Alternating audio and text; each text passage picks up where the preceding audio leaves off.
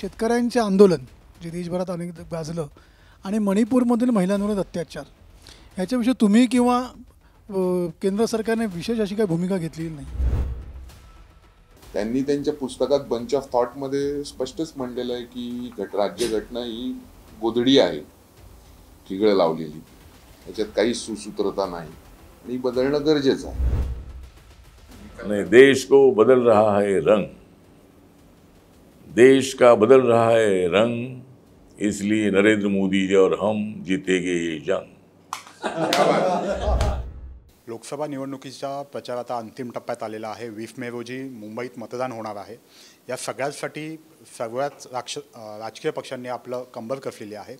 त्यात सगळ्यात महत्त्वाची भूमिका ठरणार आहे ती RPIची. आज रिपब्लिकन पार्टी ऑफ इंडियाचे राष्ट्रीय अध्यक्ष आणि केंद्रीय राज्यमंत्री रामदास आठवले आपल्यासोबत आहेत. मी आठवलेजींना विनंती करतो की एकंदरीत लोकसभा निवडणुकीसाठी पक्षाची भूमिका काय असणार आहे, कशा पद्धतीने आपण लोकांसमोर जाणार आहात आणि ओव्हरऑल या सगळ्या संदर्भात आपण थोडं प्रास्ताविक करावं, मग आपण थोडं प्रश्नोत्तरात येतो. हां, तर आता ही जी निवडणूक आहे या निवडणुकीमध्ये नॅशनल डेमोक्रेटिक अलायन्स जो अनेक पक्षांचा अलायन्स झालेला आहे, जरी वैचारिक एकमेकांमध्ये काही मतभेद असलेही तरी कॉमन मिनिमम प्रोग्रामवरती एकत्र आलेल्या पक्षांचा अलायन्स आहे. अटल बिहारी वाजपेयी असताना नॅशनल डेमोक्रेटिक अलायन्स स्थापन झाला होता 1998मध्ये आणि त्यावेळेला जॉर्ज फर्नांडिस, शरद यादव, नितीश कुमार, ममता बॅनर्जी, नवीन पटनायक, DMK असे अनेक पक्ष जे होते ते NDAमध्ये होते आणि तोच NDAचा धागा पकडून आता नरेंद्र मोदींच्या नेतृत्वाखाली नॅशनल डेमोक्रेटिक अलायन्स हा 2014 पासून हा या देशामध्ये काम करतो आहे. छोट्या छोट्या पक्षांना सोबत घेऊन हा अलायन्स सत्तेमध्ये आहे. BJPला 2014मध्ये 282 जागा मिळाल्या होत्या, 2019मध्ये 303 जागा मिळाल्या होत्या आणि त्यांना फक्त भाजपचं सरकार म्हणता आलं असतं. पण BJPने नरेंद्र मोदींनी ठरवलं की हे सगळे छोटे पक्ष आपल्यासोबत आहेत, त्यामुळे सरकार जे आहे NDAचं सरकार अशाच पद्धतीचा उल्लेख करण्यात येतो. तर त्यामुळे आता एक तर या 10 वर्षामध्ये पूर्वीच्या काळामध्ये काय झालं नाही असं आमचं म्हणणं नाही, परंतु पूर्वीच्या काळामध्ये जाणीवपूर्वक निर्णय होत नव्हते. काँग्रेस पक्षाला असं सत्ता मिळत होती. दलित मुस्लिम हे मोठ्या प्रमाणामध्ये काँग्रेसच्या सोबत असायचे आणि निर्णय घेतले नाही तरीही काँग्रेसचे जे स्थानिक लीडर आहेत हे लीडर मात्र लोकल लेवल ॲक्टिव्ह असायचे. वरून काही फारसे निर्णय होत नव्हते. खालचे जे आमदार खासदार आहेत ते मात्र ॲक्टिव्ह असायचे आणि ते सगळ्या जाती धर्माची मतं मिळवण्याचा प्रयत्न करायचे आणि काँग्रेसला सहज सत्ता मिळत होती. ज्या ज्या वेळेला काँग्रेसला चॅलेंज उभं राहिलं, जनता पार्टीचं चॅलेंज असेल, जनता दलाचं चॅलेंज असेल किंवा नंतर आता नरेंद्र मोदींचं चॅलेंज असेल, तरी अशी चॅलेंज उभी राहिली त्या वेळेला काँग्रेस सत्ता गेली. पण त्या ज्या सत्ता होत्या त्या जास्त सगळ्या टिकल्या नाहीत. जनता पार्टी ही स्ट्रॉंगली एकत्रित आली. इमर्जन्सी इंदिरा गांधींनी लागू केल्यानंतर सगळे पक्ष एकत्रित आले आणि त्यांना सत्ता मिळाली, पण ती 2-2.5 वर्षामध्ये ती सत्ता गेली आणि त्यामुळं नंतर पुन्हा काँग्रेस सत्तेवर आलेली आहे. पण आता मोदींनी मात्र एक मोठं चॅलेंज काँग्रेससमोर उभं केलेलं आहे. 10 वर्षाचा कालावधी लोटलेला आहे, परंतु मोदींना हलवणं एवढं सोपं काम नाही काँग्रेसच्या लक्षात आलेलं आहे.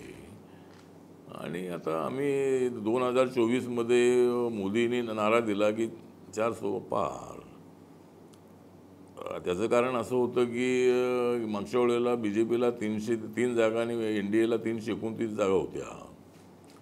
तर आता या 5 वर्षाच्या काळामध्ये आम्ही महिला आरक्षणाचं बिल पास केलेलं आहे, 3 तलाकचा निर्णय घेतलेला आहे, त्यानंतर 10% आरक्षण इकॉनॉमिकल सेक्शनला दिलेलं आहे, 370 आर्टिकल हटवलेलं आहे. तर अशा अनेक जे निर्णय आहेत आणि जवळजवळ 80 कोटी लोकांना 5 वर्षासाठी फ्रीमध्ये धान्य देण्याचा एक चांगला निर्णय झालेला आहे. जवळजवळ 50 कोटीपेक्षा जास्त अकाउंट बँकेमध्ये सर्वसामान्यांचे आणि इतरांचे जवळजवळ 50 कोटी अकाउंट उघडण्यात आलेले आहेत. 46 कोटीपेक्षा जास्त लोकांना मुद्रा योजनेचं लोन मिळालेलं आहे. 50,000पासून ते 10 लाखापर्यंत छोटा मोठा धंदा करण्यासाठी. त्यानंतर 10 कोटीपेक्षा जास्त लोकांना गॅस सिलेंडर उज्ज्वला योजनेचं मिळालेलं आहे.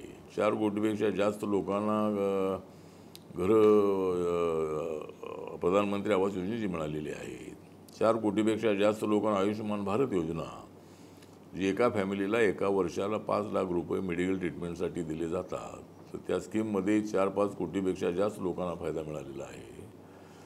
असे अनेक निर्णय आहेत की त्यामुळं आम्हाला विश्वास आहे की ही जी निवडणूक आहे, या निवडणुकीमध्ये आम्हाला मॅक्झिमम जागा मिळतील आणि त्या दिशेनं आमचा जो प्रचार आहे आम्ही गेल्या 10 वर्षात आणि गेल्या 5 वर्षामध्ये आम्ही काय कामं केलेली आहेत.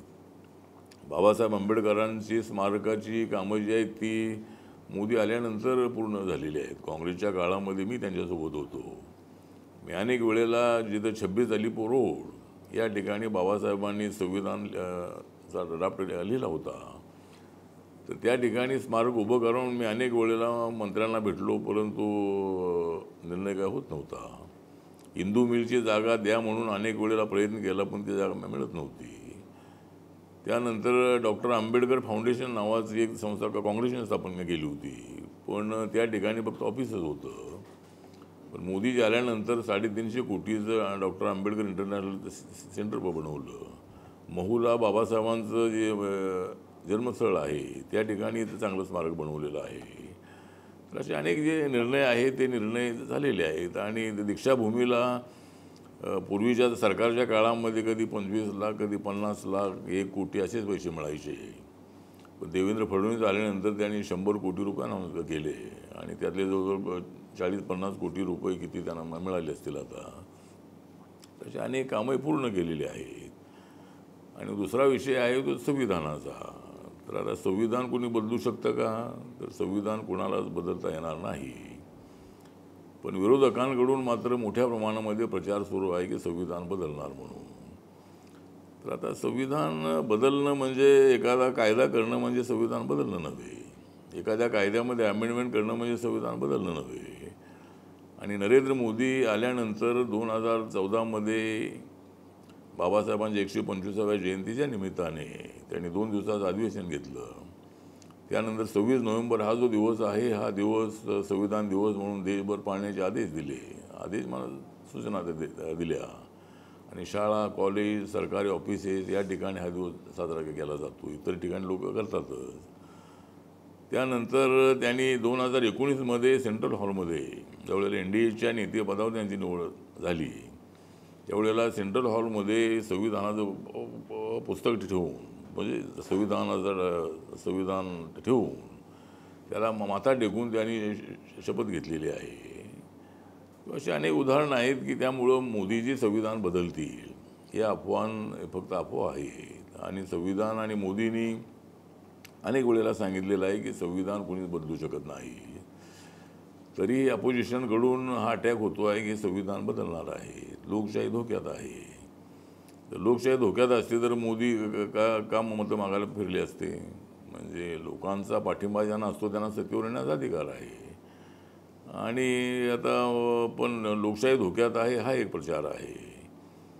त्यानंतर संविधान धोक्यात आहे हा एक प्रचार आहे. आणि दुसरा प्रचार आहे तो आरक्षणाच्या संबंधामधला, की आरक्षण हे काढणार आहे. तर अनेक वेळेला नरेंद्र मोदीजी आणि सगळ्या BJPच्या आणि NDAच्या नेत्यांनी आरक्षण हे अजिबात कुणाचं आम्ही घालवणार नाही, SC OBCचं आरक्षण अबाधित राहणार आहे, अशा पद्धतीची भूमिका मांडली जाते. पण आरक्षण एक यांना 400 जागा मिळाल्या की ते आरक्षण काढतील असा संभ्रम निर्माण करण्याचा प्रयत्न होत आहे. पण त्याला चोख उत्तर देण्याचं काम आम्ही करतो आहोत. मतदारांसमोर आम्ही जात आहोत आणि आम्हाला विश्वास आहे की यावेळेला साऊथ इंडियामध्ये NDA स्ट्रॉंग आहे म्हणजे तामिळनाडूमध्ये BJP आणि PMK आणि काही छोट्या पार्टी एकत्र आलेल्या आहेत. त्यानंतर आंध्र प्रदेशमध्ये चंद्राबाबू नायडू आणि BJP एकत्र आलेले आहे. कर्नाटकमध्ये जरी सरकार काँग्रेस असलं तरी त्या ठिकाणी BJPला मॅक्झिमम जागा मिळतील अशी अपेक्षा आहे. पांडेचेरीमध्ये एक जागा आहे, ती जागा BJPला मिळेल. त्यामुळं साऊथ इंडियामध्ये जागा मिळतील. बाकी साऊथ इंडिया, नॉर्थ ईस्टमध्ये BJP स्ट्रॉंग आहे. जागा कमी आहेत पण त्या ठिकाणी BJPच्या अनेक जागा निवडून येतील अशी खात्री आहे. आणि नॉर्थ इंडियामध्ये आता उत्तर प्रदेशमध्ये 2014मध्ये BJPला 71 जागा मिळाल्या होत्या. 2 जागा अपना दलाल अशा NDAला 73 जागा होत्या आणि 5 जागा समाजवादी पक्षाला आणि 2 जागा काँग्रेसला होत्या. त्यानंतर 2019मध्ये BJPला कमी जागा मिळण्याचं कारण हे होतं की सपा बसपा एकत्र आले होते, त्यांचा अलायन्स होता आणि त्यामुळं BJPला 62 जागा मिळाल्या, अपना दलाला 2 जागा मिळाल्या. अशा 64 जागा या NDAला मिळाल्या, 10 जागा बसपाला मिळाल्या, 5 जागा सपाला मिळाल्या आणि 1 जागा काँग्रेसला मिळाली. तर असं 2019चं चित्र आहे. तर यावेळेला तर BJPचा नारा आहे की 75 ते 80पर्यंत जागा आमच्या येतील असा त्यांना विश्वास आहे. कारण जयंत चौधरी BJPसोबत आलेले आहेत, निषाद पार्टी BJPसोबत आलेली आहे, राजभरची पार्टी BJPसोबत आलेली आहे आणि RPIचा त्यांना पाठिंबा आहे. त्यामुळं आणि बसपा त्या ठिकाणी जनाधार त्यांचा एकदम डाऊन होतो आहे आणि त्यामुळं दलितांचीही मतं चांगल्या पद्धतीची BJPला मिळालेली आहेत आणि मिळत आहेत. त्यामुळं आम्हाला अपेक्षा आहे की आम्ही 400पर्यंत आम्ही जाऊ असा आम्हाला विश्वास आहे. उद्धव ठाकरेंचा असा आरोप असतो की उद्धव ठाकरे म्हणतात की छोट्या पक्षांना भाजप. उद्धवजींनी एकतर BJPसोबत सुरुवातीलाच यायला हवं होतं. जर ते आले असते तर हे फाटाफूट होत नव्हती आणि त्यावेळेला एकदम शिवसेनेने ही भूमिका घेतली की आदित्य ठाकरेंना मुख्यमंत्री बनवणार. म्हणजे आता आदित्यला बनवायला हरकत नाही पण आता एवढ्या लवकर आदित्यला बनवण्याची भूमिका अत्यंत अयोग्य होती आणि मग एकनाथ शिंदे यांना बनवायला पाहिजे होतं. म्हणजे एकनाथ शिंदेच्या मनामध्ये कदाचित ही भूमिका असण्याची शक्यता आहे की त्यांना पार्टीचं लीडर बनवलं होतं. मग जर मुख्यमंत्रीपद देण्याची वेळ आली तर त्यांना द्यायला पाहिजे होतं अशी कदाचित त्यांच्या मनातली इच्छा असण्याची शक्यता आहे. त्यामुळे सुरुवातीपासूनच ते नाराज असण्याची शक्यता मला ज्यावेळेला आता एवढी मोठी फूट झालेली आहे तर त्यांना हे वाटत असावं की मला मुख्यमंत्री बनवायला पाहिजे होतं. उद्धवजींनी बाळासाहेबांप्रमाणे लीडर राहायला हवं होतं. तर त्यामुळं आता उद्धवजींनी जर निर्णय हा घेतला असता तर कदाचित पुढं होत नव्हती. पण आता त्यांचं एकतर आता हे 3 पक्ष एकत्रित आलेले आहेत. आमच्यासाठी एकदम सोपं परिस्थिती अशी नाही आहे. त्या 3 पक्षांनाही काही टक्के सहानुभूती आहे परंतु त्यांना फोडलं वगैरे या आरोपामध्ये तथ्य नाही. एकनाथ शिंदे हे स्वतःच एवढे आमदारांना घेऊन आलेले आहे आणि देवेंद्र फडणवीस यांच्या मनामध्ये ती एक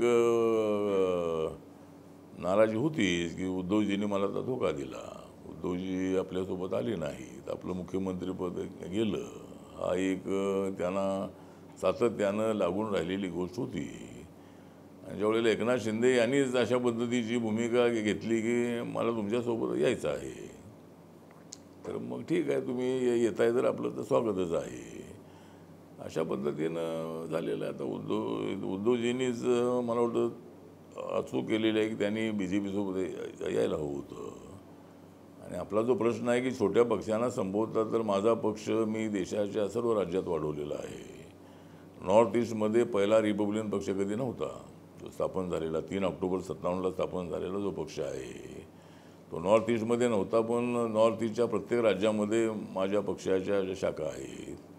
नागालँडमध्ये माझ्या पक्षाचे 2 आमदार निवडून आलेले आहेत. मणिपूरमध्ये माझ्या पक्षाचा एक असेंब्लीला कॅन्डिडेट 183 मताने हरलेला आहे आणि नॉर्थ ईस्टच्या 7 राज्यामध्ये माझा पक्षाच्या शाखा आहेत. अंदमान निकोबारला माझ्या पक्षाची शाखा आहे. त्यामुळे माझा अनुभव असा आहे की माझा पक्ष वाढलेला आहे. म्हणजे मला तिकीट मिळायला पाहिजे होती त्याबद्दल माझी नाराजी आहे, माझ्या कार्यकर्त्यांमध्ये नाराजी आहे. मला शिर्डीमध्ये लढण्याची माझी इच्छा होती एकदा मी त्या ठिकाणी हरलो होतो आणि लोकांची तिथली मागणी होती की आपण तिथं यावं. पण एकनाथ शिंदेंचा आग्रह होता की सदाशिव लोखंडे माझ्यासोबत आलेले आहेत आणि त्यांना तिकीट देणं आवश्यक आहे. आणि देवेंद्रजीने प्रयत्न केले पण एकनाथ शिंदे ऐकले नाहीत असं त्यांचं म्हणणं आहे. त्यामुळं मला काही शिर्डी मिळाली नाही. आणि मग आता मिळाली नाही तर पुढे काय करायचं हा एक प्रश्नचिन्ह माझ्यासमोर होतं. तर मी सगळ्या कार्यकर्त्यांशी बोललो आणि मग कार्यकर्ते म्हणाले की बाबा तुम्ही आता जर जागा दिली नाही तर कॅबिनेट मंत्रिपद तर आपल्याला मिळावं, आपण 8 वर्ष राज्यमंत्री आहोत. मग देवेंद्र फडणवीस यांनी आपल्याला बोलावलं आणि त्यांनी आश्वासन दिलेलं आहे की आपल्याला कॅबिनेट मंत्रिपद दिलं जाईल. महाराष्ट्रामध्ये एक मंत्रिपद आपण देऊ, विस्तार होईल त्यावेळेला 2-3 महामंडळाची आपलं अध्यक्षपद देऊ आणि असं सत्तेचा सहभाग देऊ असं त्यांनी आश्वासन दिलेलं आहे. त्यामुळं आणि एखादी विधान परिषदेत देऊ असं ते म्हणालेले आहे. त्यामुळं मग सगळे ऑल इंडियातले कार्यकर्ते म्हणाले की आपल्याला इंडियासोबत राहणंच अत्यंत आवश्यक आहे, दुसरा निर्णय घेऊन आता उपयोग नाही आहे. म्हणून मी यांच्यासोबत आहे. पण माझा काही पक्ष संपवलेला आहे असं माझा अनुभव नाही आहे. म्हणजे मला तिकीट नाही मिळालं ही गोष्ट खरी आहे, पण माझा पक्ष वाढलेला आहे माझा याच्यावर. आठवले सर, तुम्ही प्रास्ताविक करतानाच म्हणालात की संविधान काय कोणी बदलू शकत नाही आणि 400 पारचा नारा हा वेगळ्या गोष्टीसाठी दिला होता. पण त्याच दरम्यान भाजपच्या अनेक नेत्यांनी सांगितलं की संविधान बदलणार. त्या हेगडेंनी सांगितलं, इतरही अनेक नेत्यांनी सांगितलं की आम्हाला त्यासाठीच हव्यात. आणि जसं इथल्या पुरोगामी चळवळीत, दलित चळवळीमध्ये जी विचारधारा आहे ती आंबेडकरी विचारधारा आहे, बाबासाहेबांच्या विचारांवर आधारित पक्ष आहेत. तुमचा पक्ष आहे, अनेक पक्ष आहेत. तसं भारतीय जनता पक्ष हा त्यांच्या आयडियॉलॉगच्या आधारावर तयार झालेला पक्ष आहे. त्याच्यामध्ये सगळ्यात मोठे त्यांचे गोळवलकर गुरुजी हे त्यांचे आयडियॉलॉग आहेत. त्यांनी त्यांच्या पुस्तकात बंच ऑफ थॉटमध्ये स्पष्टच म्हणलेलं आहे की राज्यघटना ही गोधडी आहे, ठिगळं लावलेली, ह्याच्यात काही सुसूत्रता नाही आणि बदलणं गरजेचं आहे. म्हणजे ही जी एक लिंक दिसते, त्यामुळे समाजामध्ये जी भावना आहे की यांना 400 जागा हव्यात, त्या घटना बदलायलाच हव्यात, राज्यघटना. तर आता असं आहे की एकतर विचारधारा जी आहे ती बरोबर आहे की विचारधारा त्यांची जरूर तेवढी सेक्युलर नाही. पण नरेंद्र मोदीजींनी सुरुवातीपासून सबका साथ सबका विकासची भूमिका घेतली आणि त्यामुळं सर्व समाजाचे लोक त्यांच्यासोबत आले. पहिल्यांदाच ओबीसी समाजाच्या व्यक्तीला प्रधानमंत्रीपद मिळालं. आणि आता व्यक्तिगत पातळीवर अनेक लोकांची मतं त्या पद्धतीने आहेत. हेगडे नावाचे कर्नाटकचे खासदार, कर्नाटकचे नेते आहेत, त्यांनी सांगितलं की 400 पार आम्ही झालो की आम्ही संविधान बदलणार आहे. पण त्यांचं तिकीट कापलेलं आहे. आणि जरी कोणी काय असं लिहिलं असेल, अशा काही गोष्टी असतील आहेत, ही सत्य आहे.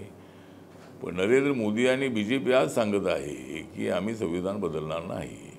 त्यामुळं जर मोदी सांगतायत की संविधान बदलणार नाही, तर कुणी जर एखाद्याने काहीतरी भूमिका मांडली तर त्याप्रमाणे त्याला तसा अर्थ नाही. त्यामुळं माझं मत असं आहे की संविधान बदलण्याचा प्रयत्न केला तर या ठिकाणी जो रिस्पॉन्स BJPला मिळतो आहे, नरेंद्र मोदींना मिळतो आहे, त्याचं कारण हे आहे की सर्वांना घेऊन जाण्याची भूमिका त्यांनी घेतली. ज्या वेळेला 1982मध्ये BJPचे 2 खासदार होते, तर आज BJPचे एवढे खासदार वाढलेले आहेत. याचा अर्थ असा आहे की त्यांना दलित आहेत, OBC आहेत, मुस्लिम कम्युनिटीज 8% मतदान त्यांना मिळालेलं आहे मागच्या वेळेला. तर अशा पद्धतीनं सर्वांची साथ आहे, त्यामुळं BJP सत्तेवर आहे. त्यामुळे BJP संविधान बदलेल असं मला वाटत नाही. आता तुम्ही म्हणाल असंच त्यांना 8% मुस्लिम मतं मिळाली, सर्वांना सबका साथ सबका विकास त्यांनी 2014ला घोषणा दिली, योग्य आहे. आता ते सगळ्या ठिकाणी भाषण करताना या बायनरीमध्येच भाषण करतात, हिंदू आणि मुसलमान. आणि ते म्हणतात की हिंदू बायकांना त्यांचं मंगळसूत्र सुद्धा काँग्रेसकडून मुसलमानांकडे देईल.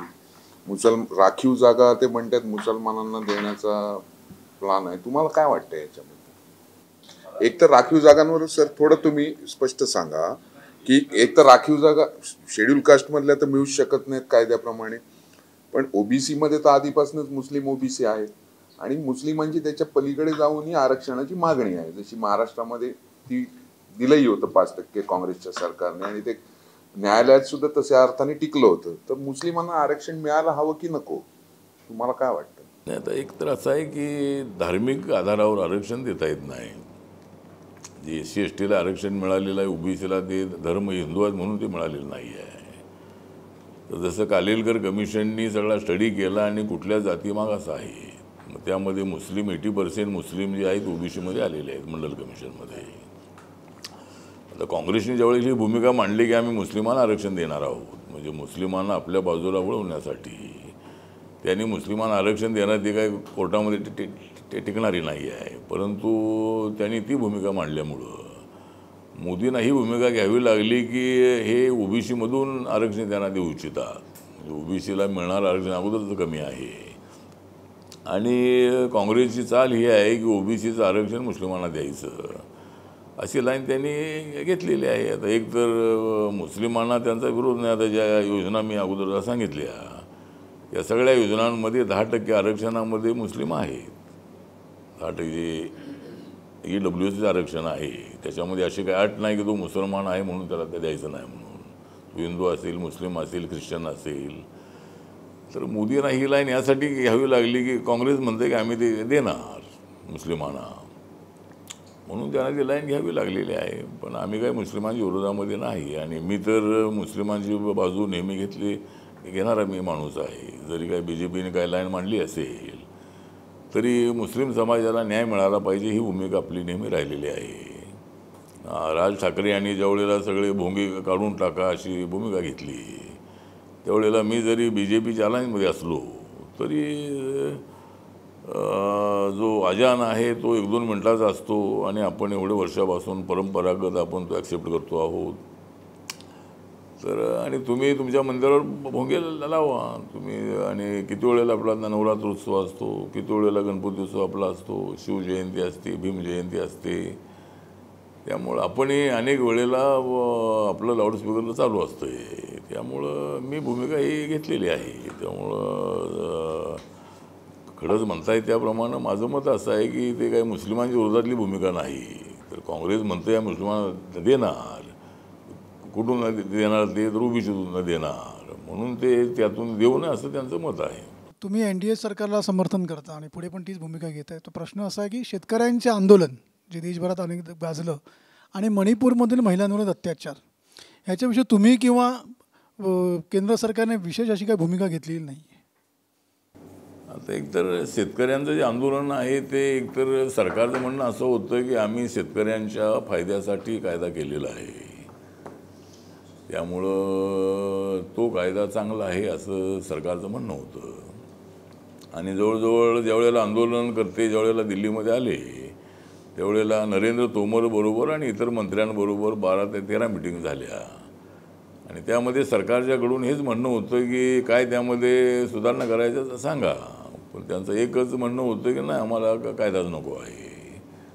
आणि सरकारला वाटत होतं की लोक ऐकतील, काय तुमच्या सूचना मांडा, आगे पुढं मागायचं. आम्ही आंदोलनं केलेली आहेत. आम्ही मराठवाडा विद्यापीठाच्या नामांतरासाठी 17 वर्ष आम्ही मोर्चे काढलेले आहेत. तर आंदोलन जे आहे ते आता आम्ही करत राहिलो आणि शेवटी आपल्याला ते त्या नामांतराचा विषय आमचा मिटला. तर सरकारला असं वाटत होतं की आंदोलन लवकर संपेल, पण त्यांचा असाच आग्रह होता की कायदा मागे घ्या आणि मग शेवटी सरकारला मागे कायदा घ्यावा लागला त्यांचा. आणि दुसरा विषय काय म्हणाल दुसरा दुसरा मणिपूरचा जो विषय आहे तो तिथं जो कुकी समाज आहे आणि मैतई समाज आहे, तर तिथं मैतई समाजाला STचा दर्जा द्यावा असा निकाल दिला मणिपूर हायकोर्टाने आणि त्यानंतर त्या ठिकाणी उद्रेक झाला. कुकी समाजाकडून उद्रेक झाला, त्याला जबाब मैतई कमिटीने दिला. आता फक्त मोदीजी गेले नाहीत ही लोकांची तक्रार आहे, पण तिथं पोलिसाचा बंदोबस्त सगळा SRP सगळं त्या ठिकाणी होती. पण तो पहाडी एरिया असल्यामुळं पुन्हा त्या ठिकाणी एकमेकावर फायरिंग करण्यात आलं आणि तिथं काही लवकर शांतता तर झाली नाही, पण अनेक दंगली पाहिलेल्या आहेत की 4-8 दिवसामध्ये दंगल थांबलेली आहे. कुठं 2 समाजावर एकमेकावर अटॅक झाले तर पोलिसने जाऊन ती आठवड्याभरामध्ये दंगल थांबवलेली आहे. आता मुंबईलाही आपण ज्यावेळेला बाबरी मस्जिद पडली त्यावेळेला ज्या दंगली झाल्या जोगेश्वरी आणि काही एरियामध्ये, तर त्या दंगली लवकर थांबलेल्या आहेत. पण आता ती दंगल थांबत नाही असा एक दोघांच्याकडून एकमेकावर हल्ले झालेले आहेत. ते होऊ नयेत अशी आमची अपेक्षा आहे. महिला अत्याचार कमिशन, हां त्या महिलांवर जो अत्याचार झाला हा तो महिलावरती तर त्या अत्यंत गंभीर बाब आहे. म्हणजे महिलांवरती जो अत्याचार झाला तर तो सगळ्या मीडियामध्ये तो विषय आला आणि सरकारने त्याबद्दल हा विषय गंभीर असल्याची भूमिका मांडलेली आहे. फक्त प्रधानमंत्री तिथं गेले नाहीत ही विरोधकांची तक्रार आहे की प्रधानमंत्री गेले नाहीत म्हणून तिथं. पण प्रधानमंत्र्यांचं पूर्णपणे लक्ष होतं त्या ठिकाणी, शांतता व्हावी हा प्रयत्न सातत्यानं झालेला आहे. होम मिनिस्ट्रीकडून तो प्रयत्न झालेला आहे. पण दंगली ज्या आहेत त्या काही लवकर थांबल्या नाहीत, ते अजून थांबत नाहीत. आताही अटॅक होत आहेत एकमेकांवरती. तर त्याच्यामध्ये बाहेरून लोक काय जे आतंकवादी आहेत ते येतात अनेक मार्गाने, अशी लोकांची माहिती आहे आणि ते इथं येऊन अशा पद्धतीचा हे हल्ले करत आहेत. तर ते लवकर दंगल थांबली पाहिजे, त्याच्यावर काहीतरी विचार व्हायला पाहिजे असं आपलं मत आहे. केंद्र सरकार कमी पडते का त्या दंगली थांबवण्यात? नाही, कमी पडले असं ना, आता केंद्र सरकारने प्रयत्न केलेले आहेत. पण आता तरी दंगली होतात. आताही 8 दिवसापूर्वी अटॅक करण्यात आला, कुकी कम्युनिटीकडून काहीतरी हल्ला करण्यात आला. कुकीने केला की मैथेकडून हल्ला होता. तर ते थांबलं पाहिजे अशी आपली भूमिका आहे. NDAचे तुम्ही घटक पक्ष आहात, तर केंद्रात किंवा राज्यामध्ये निर्णय प्रक्रियेमध्ये किंवा आता राज्यातलं सत्तांतर झालं त्यावेळेला अशा ह्याच्यात तुमच्या पक्षाला सहभागी करून घेतलं जातं आहे पुरेसं असं वाटतं का तुम्हाला? जागा वाटपाच्या असतील, विस्ताराच्या चर्चा असतील, एकूणच ह्याच्यात निर्णय प्रक्रियेत? त्यासाठी तू प्रयत्न केला पाहिजे. गोष्ट खरी आहे की रिपब्लिकन पक्ष हा ज्यावेळेला मी 15 वर्षे मी राहिलो होतो ते चारकोपमध्ये, त्याच्या अगोदर मी 5 वर्ष राहिलो होतो सातपुडा बंगल्यावर मलबार हिलला. तर मंत्रिपद गेल्यानंतर का आपल्याला घर नव्हतं, मग मी ते चारकोपमध्ये भाडे राहायला गेलो होतो. मग नंतर मी तर बांद्र्यामध्ये राहायला आलो. छगन भुजबळ असताना मला त्यांनी 2,500 स्क्वेअर फुटाचा एक प्लॉट दिला होता. मग तिथं मी घर बांधल्यानंतर मी 2011-12मध्ये तिथं आलो आणि मला असंच वाटलं की त्यावेळेला मी ज्यावेळेला शिर्डीमध्ये मला हरवलं त्यावेळेला त्या हरवण्यामध्ये बाळासाहेब विखे पाटील यांचा एकट्याचाच काय सहभाग होता असं नाही, तर काँग्रेस आणि राष्ट्रवादीने मला तिथं हरवलं.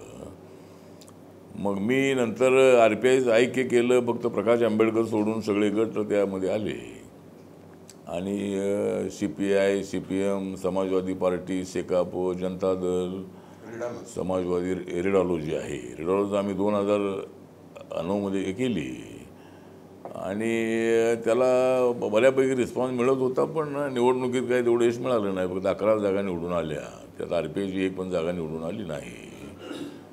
तर त्यानंतर मग आता मग तो ज्यावेळेला मी बाळासाहेबांना मला असंच वाटलं की शरद पवारांचे आणि बाळासाहेबांचे पॉलिटिकल रिलेशनशिप नाही म्हणजे त्यांची, परंतु व्यक्तिगत पातळीवर त्यांचे संबंध असतात एकमेकाचे. तर आपणही बाळासाहेब ठाकरे यांच्या एरियामध्ये राहायला आलेलो आहोत. वैचारिक मतभेद जरूर आहेत पण वैयक्तिक दुश्मनी नाही, म्हणून आपण त्यांना भेटावं म्हणून त्याच्या वाढदिवसाच्या निमित्तानं शुभेच्छा द्यायला मी गेल्यानंतर बाळासाहेब म्हणाले की रामदासजी, शिवशक्ती भीमशक्ती एकत्र आली पाहिजे अशी माझी तीव्र इच्छा आहे. माझे वडील प्रबोधनकार ठाकरे बाबासाहेबांचे मित्र होते आणि नामांतराला मात्र मी विरोध केला होता, कारण मराठवाड्याच्या लोकांचा विरोध आहे अशी भूमिका शिवसैनिकांनी मांडली आणि आपण जर नामांतराला पाठिंबा दिला तर आपला एक माणूस निवडून येणार नाही किंवा अशी त्यांना सांगण्यात आलं. पण माझा व्यक्तिगत बाबासाहेबांच्याबद्दल मला त्यांच्याबद्दल आस्था आहे, प्रेम आहे, म्हणून तुम्ही माझ्यासोबत आलं पाहिजे. मग नंतर आता मी काय त्या भूमिकेचा नव्हतो. मग मी 8-9 महिने मी सगळ्या साहित्यिकांच्या, आंबेडकरी साहित्यिकांच्या बैठका घेतल्या. मुंबईमध्ये, पुण्यामध्ये, नागपूरमध्ये, कोल्हापूरमध्ये, अमरावतीमध्ये, नाशिकमध्ये. नंतर माझे जे मित्र पत्रकार आहेत त्यांच्याशी बोललो. त्याच्यामध्ये खरंच पण माझा मित्र आहे, त्यामुळं अनेक लोकांशी मी चर्चा केली आणि मला सगळ्यांनी हे सांगितलं की राजकारणात धाडसी निर्णय घ्यायचे असतात आणि तुला काँग्रेसने पण तुला फसवलेलं आहे, तुला मंत्री केलं नाही UPच्या काळामध्ये आणि असा निर्णय घ्यायला हरकत नाही. म्हणून मी BMCच्या निवडणुकीमध्ये 2012मध्ये शिवसेना BJP सोबत जाण्याचा निर्णय घेतला. आणि त्यावेळेला राज ठाकरे यांचं मोठं आव्हान शिवसेनेला होतं. नुकतंच त्यांनी पक्ष सोडला होता आणि आपली मनसे बनवली होती. तर RPIच्या पाठिंब्यामुळं शिवसेना भाजपला BMC सत्ता मिळाली. तर त्यावेळेला या दोघांची युती म्हणायचे, पण ज्यावेळेला RPI त्यांच्यासोबत आली त्यावेळेला युतीला महायुती म्हणू लागले. ते आता एकनाथ शिंदे आणि अजितदादा आले म्हणून ते महायुती म्हणतात असं नाही. मग आता आम्ही इथं आहोत. आता मागच्या वेळेलाही देवेंद्रजींनी आम्हाला 5 जागा दिल्या, पण 5 जागा दिल्या त्या उमेदवार पण त्यांचे, सिंबॉल पण त्यांचं आणि पक्ष माझा. तर त्यामधले 2 लोक निवडून आले, पण ते त्यांचा काय तसा RPIशी तसा संबंध नाही. पण ठीक आहे. तर आता मग नंतर आता हे 2 मित्र आल्यामुळं मग आता हे सांगतात ते तिघांचं सरकार आहे. आम्ही सांगतो की तिघांचं सरकार आहे, पण चौथा पण आहे. चौथा पण आहे, परंतु चौथ्याकडे काय त्यांचं लक्ष नाही. ही गोष्ट खरी आहे. त्याला आता काय खरी आहे, पण आता अचानक असे काही निर्णय बदलणं हे योग्य नाही. काही राजकारणामध्ये मानापमान सहन करायचे असतात आणि म्हणून आता ज्यावेळेला मी काँग्रेससोबत होतो, राष्ट्रवादीबरोबर होतो, त्यावेळेला पहिला फोटो सोनिया गांधींचा, दुसरा फोटो शरद पवारांचा, तिसरा फोटो माझा असायचा. पण आता माझा फोटो कुठं दिसत नाही आहे आणि दिसला तर तो निवडणुकीमध्ये दिसतो. पण हे तिघांचं सरकार आहे, तर ते मोठे पक्ष आहे, त्यांच्याकडे 40 आमदार 42 आमदार घेऊन ते आलेले असल्यामुळं त्यांचं नाव घेणं साहजिक आहे. पण माझा छोटा पक्ष म्हणून का असेना, पण माझ्याकडे लक्ष असलं पाहिजे. RPI सुद्धा जुना आपला मित्र आहे. तर त्याबद्दल थोडीशी आपली नाराजी आहे. म्हणजे आपल्याला निर्णय प्रक्रियेमध्ये घेतलं तर जात नाही, गोष्ट खरी आहे. कारण आता पहिल्या वेळेला ज्यावेळेला मंत्रिमंडळ झालं त्यावेळेला देवेंद्रजीने सांगितलं होतं की आपला एक मंत्री घेतो, पण विस्ताराच्या वेळेला घेतो असं म्हणाले. पण ते आमचा विस्तार राहिला बाजूला, अजितदादांचा विस्तार झाला. त्यामुळं आता विस्तार कधी होणार आहे माहीत नाही आहे. पण तू विचारलेला प्रश्न बरोबर आहे की निर्णय प्रक्रियेमध्ये तेवढं आपल्याला घेतलं जात नाही आणि त्याचा विचार आपल्या एकनाथ शिंदे आहे, देवेंद्रजी आहेत, अजितदादा आहेत. आमचा पक्ष छोटा आहे पण इमानदार आहे. तो एकदा भूमिका घेतली की तो त्यांच्यासोबत राहणारा पक्ष आहे. लगेच काहीतरी आता निर्णय घेणं हे आमच्या लोकांना न पटणारं आहे. आणि एकतर सत्तेमध्ये कुठून तरी आपण असलं पाहिजे अशी एक आमच्या कार्यकर्त्यांची भावना आहे की एकट्याला सत्तेवर येणं अशक्य असेल तर मित्रपक्षांच्या सहकार्याने आपण सत्तेत आलं पाहिजे. आणि मी सत्तेसाठी कुठं जातो असा माझ्यावर आरोप आहे.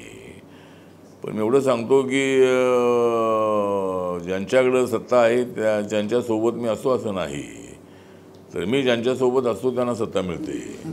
म्हणजे आतापर्यंत अनुभव आहे की काँग्रेसचा अनुभव आहे. म्हणजे माझा गट जरी RPIमध्ये गट असलेही तरी माझा गट पॅन्थरच्या काळापासून गावागावामध्ये ग्रासरूटला स्थापन झालेला माझा पक्ष आहे. कार्यकर्त्यांची फार मोठी फळी माझ्यासोबत आहे.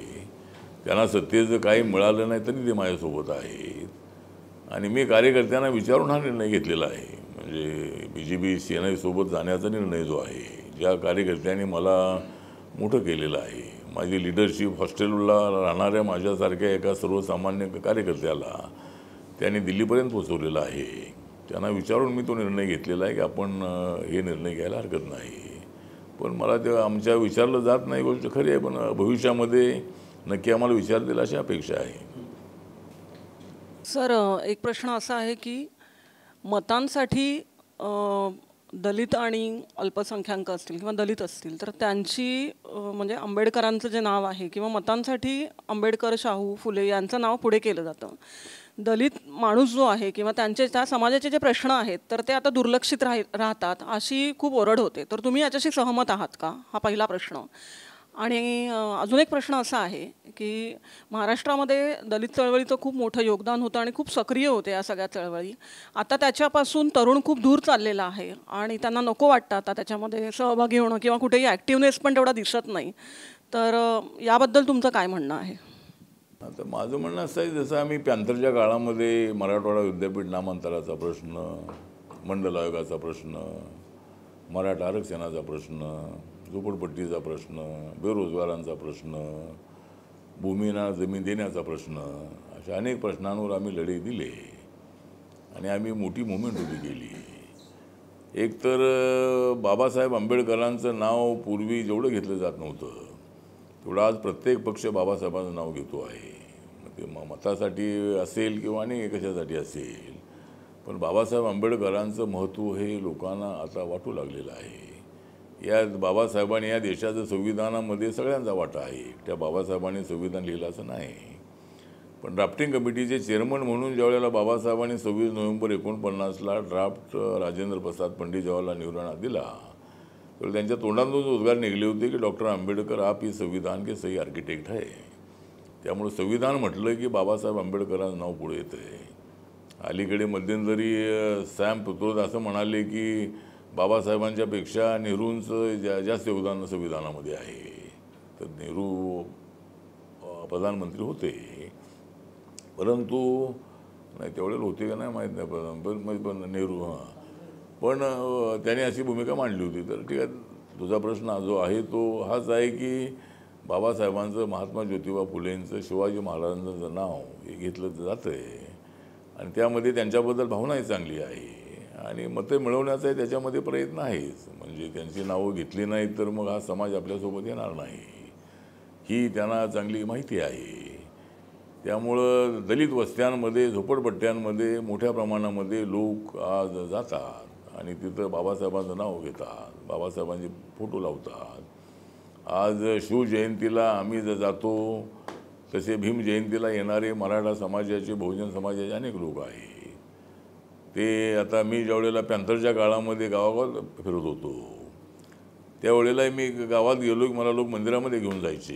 याचा अर्थ मी लगेच मंदिरात गेलो की मी हिंदू होणार आहे असं नाही आहे, पण बाबासाहेबांनी सर्व धर्मसमभावाची भूमिका संविधानामध्ये मांडलेली आहे. आणि मग आमच्या जसं बुद्ध जयंतीला कोणी आलं किंवा बुद्ध मंदिरात कोणी आलं तर लगेच काय तो बुद्धिस्ट होतो असं नाही.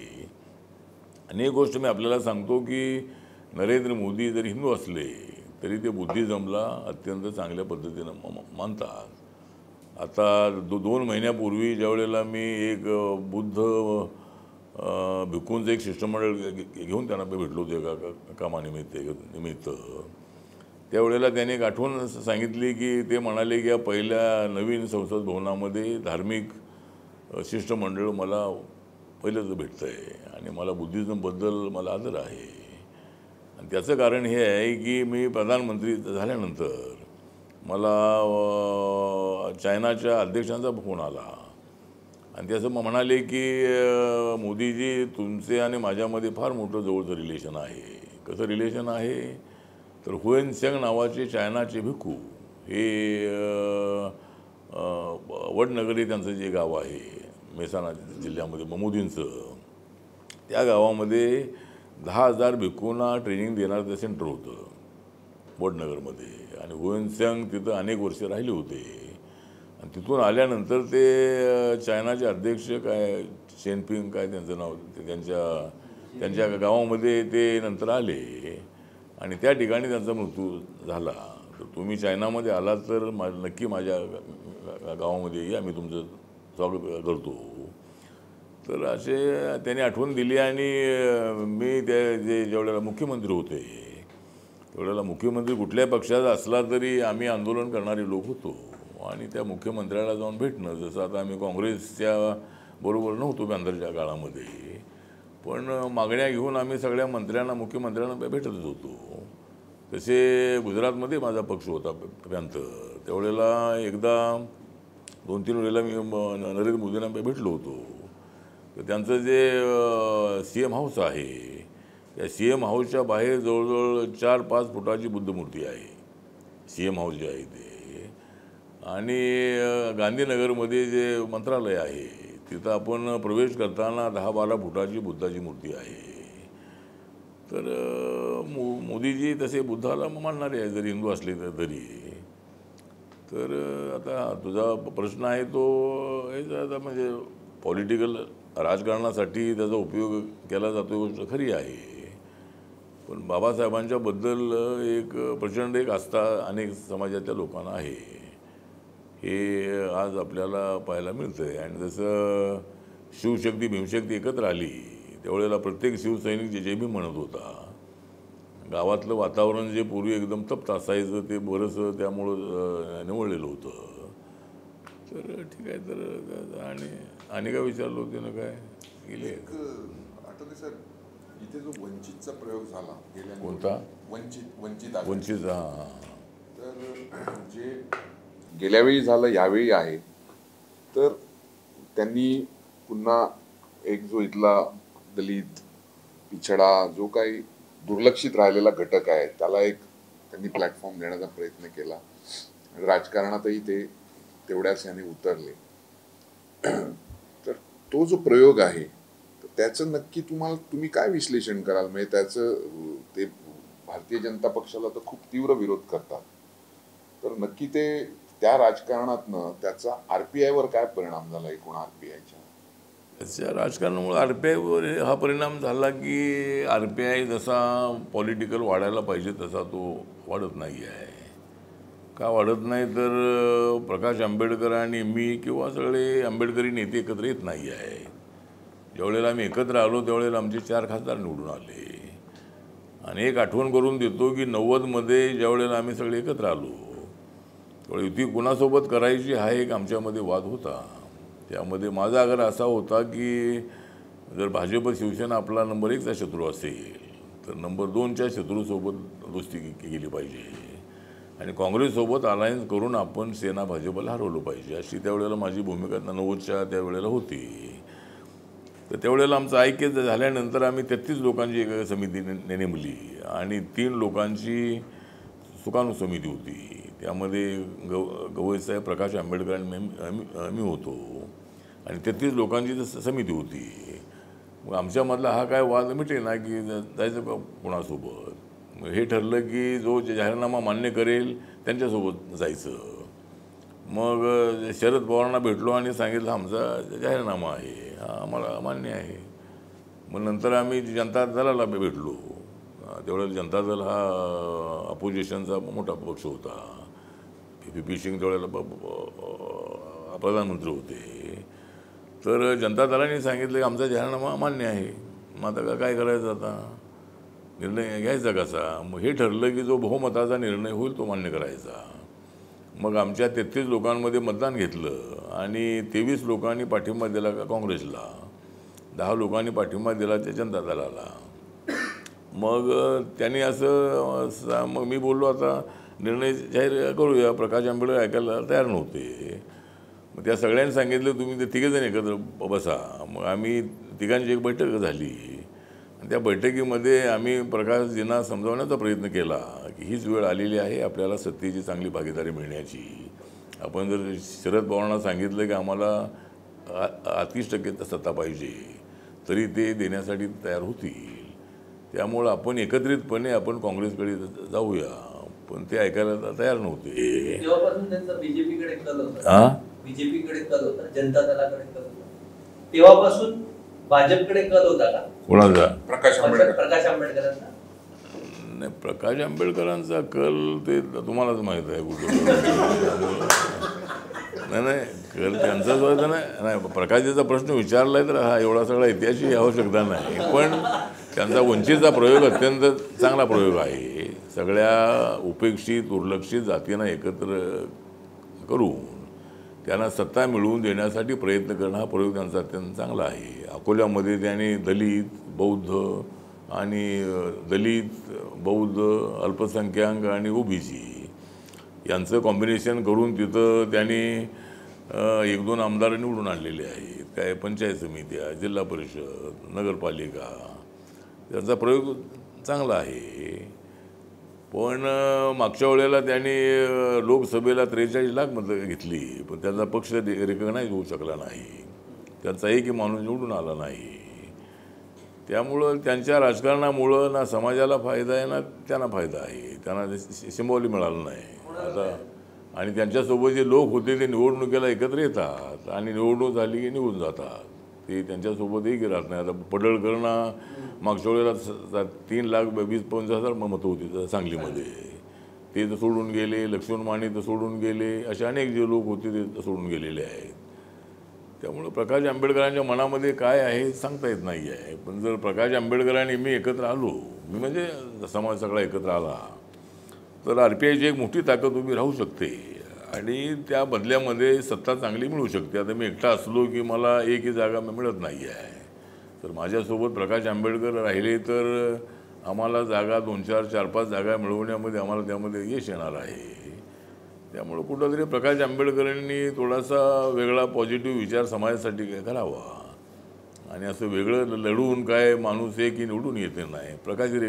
पक्ष रिकग्नाइज होत नाही आहे. पण जर आमचं ऐक्य होत असेल तर त्यांच्या नेतृत्वाखाली काम करण्याची माझी तर तयारी आहे. जर प्रकाश आंबेडकरांनी RPIचं अध्यक्ष व्हावं, त्याला वंचित आघाडी नाव देण्याची गरज नाही, बाबासाहेबांचा पक्ष आहे आणि त्याने अध्यक्ष व्हावं, मी कुठलंही पद घ्यायला तर तयार आहे. आणि त्यामुळं जर उद्या अशी वेळ आली ती आमच्यासोबत आले तर माझं मंत्रिपद देण्याची ते त्यांना तयार आहे. माझं मंत्रिपद विधानसभेत प्रयोग होऊ शकतो. विधानसभेला प्रयोग होऊ शकतो का? हां, बघूया. म्हणजे जर काय आले आमच्यासोबत तर प्रयोग करूया त्याचा. म्हणजे जर पण ते जर ऐक्य झालं तर प्रकाश आंबेडकरांसाठी आपण मंत्रिपद देण्याची आपली तयारी आहे, पक्षाचं अध्यक्षपद देण्याची तयारी आहे. आणि माझ्यापेक्षा प्रकाश आंबेडकर हे ॲक्टिव्ह पॉलिटिशियन आहेत. मी तसा सिंपल माणूस आहे राजकारणामध्ये. तर त्यांनी थोडं समाजाचा विचार करावा आणि जर आम्ही एक झालो तर एक मोठी ताकद आमची उभी राहू शकते आणि त्याचा सत्तेसाठी त्याचा चांगला उपयोग होऊ शकतो. आठवले साहेब, आता जी तुम्ही भूमिका मांडली वंचित किंवा प्रकाश आंबेडकरांविषयी, ही तुम्ही सातत्याने मांडली आहे. म्हणजे या निवडणुकीच्या आधी पण तुम्ही म्हणाला होतात, पण आंबेडकरांकडनं कधी प्रतिसाद येत नाही की काय नेमकं? नाही, प्रतिसाद देत नाहीत. आता ते त्यांची आता स्ट्रॅटेजी जी आहे त्या पद्धतीने ते काम करतात. त्यांना स्वबळावर निवडणुका लढण्याची त्यांची नेहमीची पद्धती आहे. जसं बहुजन समाज पार्टीचाही नेहमीचा प्रोग्राम हाच आहे की ते स्वबळावरती निवडणुका लढतात. ते अलायन्स बहुतेक करत नाही आहे. कांशीराम यांनी ज्यावेळेला पार्टी स्थापन केली त्यावेळेपासून ते सर्व देशामध्ये लोक उभे करायचे आणि 1,000, 2,000, 5,000, 10,000 अशी मतं मिळाली की ते सांगायचे माझ्यासोबत 50 लाख लोक आहेत. ते सगळे ते लढायचे ते. पण आता असं लढून काही सत्ता मिळत नाही आहे. आणि उत्तर प्रदेशमध्ये त्यांना सत्ता काही काळ मिळण्याचं कारण हे होतं की दलित मतं तिथं 22-23% आहे. तिथं मुस्लिमसुद्धा चांगले, तिथं 17-18% मुस्लिम आहेत, OBC पण आहेत. आणि ज्यावेळेला मुलायमसिंग यादव आणि कांशीराम एकत्र आले त्यावेळेला त्यांना सत्ता मिळाली तिथे. आणि त्यावेळेपासून BSP हा सर्व जाती धर्माचा तिथे तो पक्ष झाला. आणि एकदा मायावतीला 207 जागा मिळाल्या होत्या स्वतःच्या बळावरती. तर ती आहे. पण आता देश पातळीवरती जर असं एक झालं की मायावती आहे, प्रकाश आंबेडकर आहे, मी आहे, चिराग पासवान आहे, असे जे काही नेते आहेत, हे सगळे नेते जर आम्ही एकत्रित आलो तर एक आमची मोठी ताकद उभी राहू शकते. एकट्याने तेवढं वजन पडत नाही आहे. त्यामुळं असं भविष्यामध्ये काय घडलं तर चांगली गोष्ट आहे.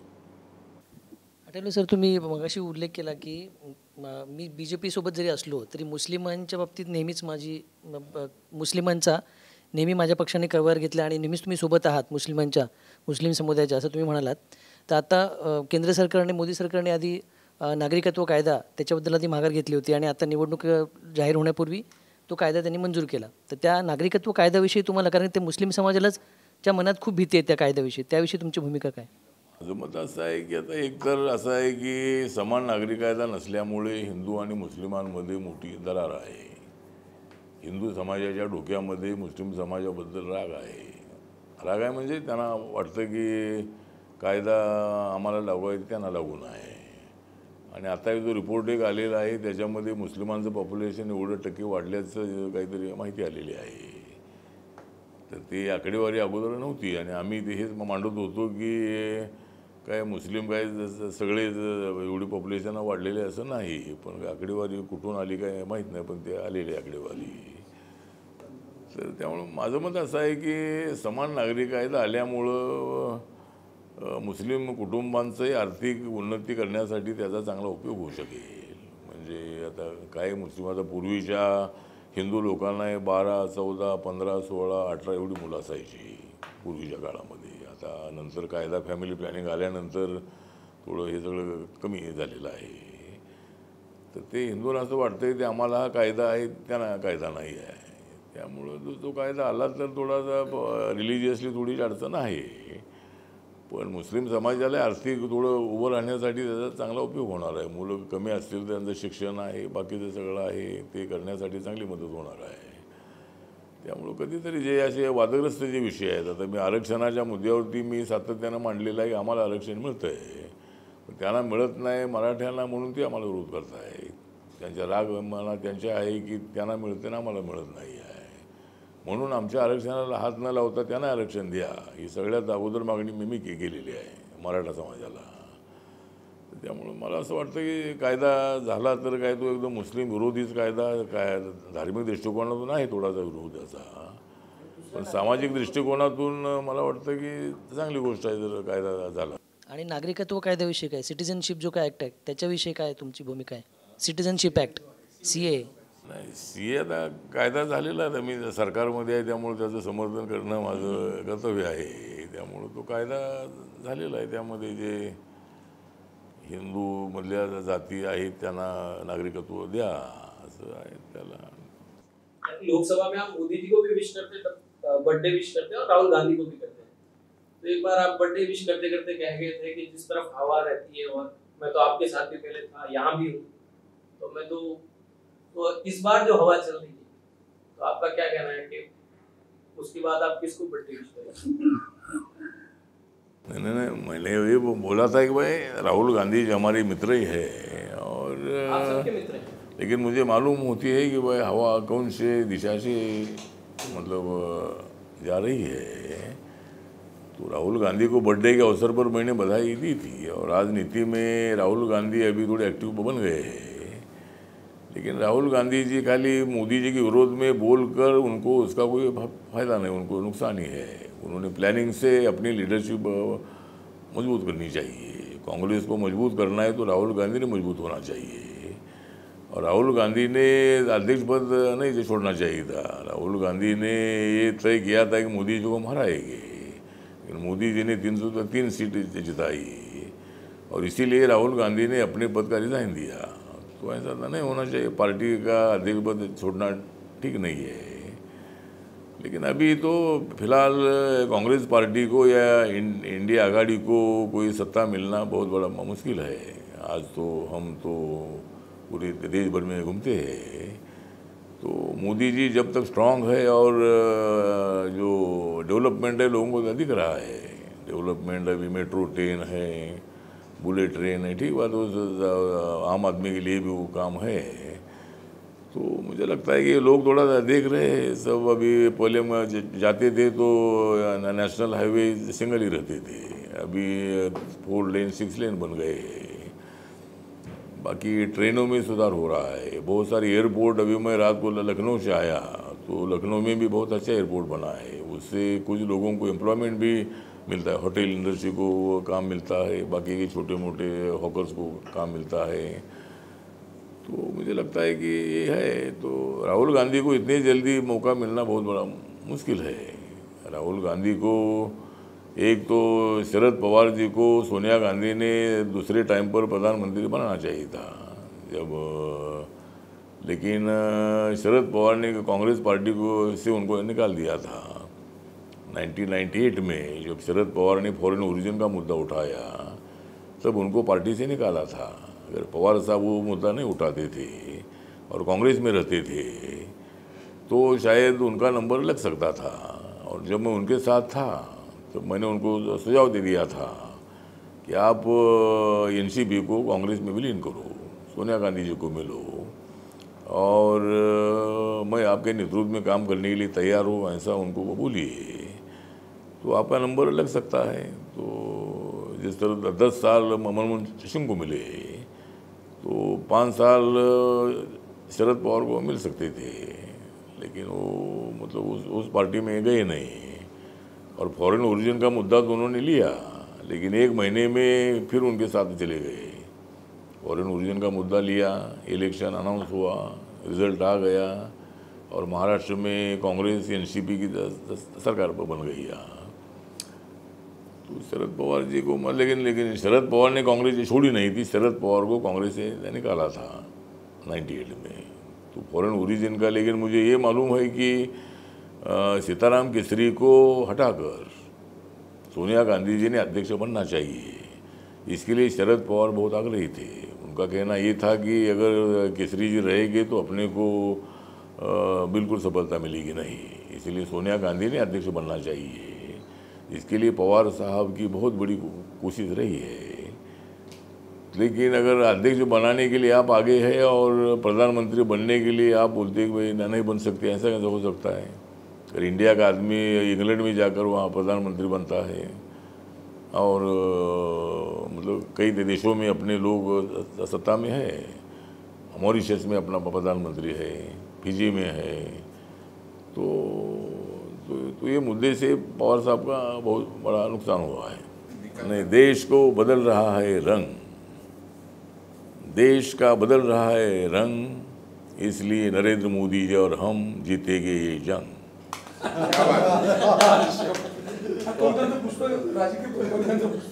और ये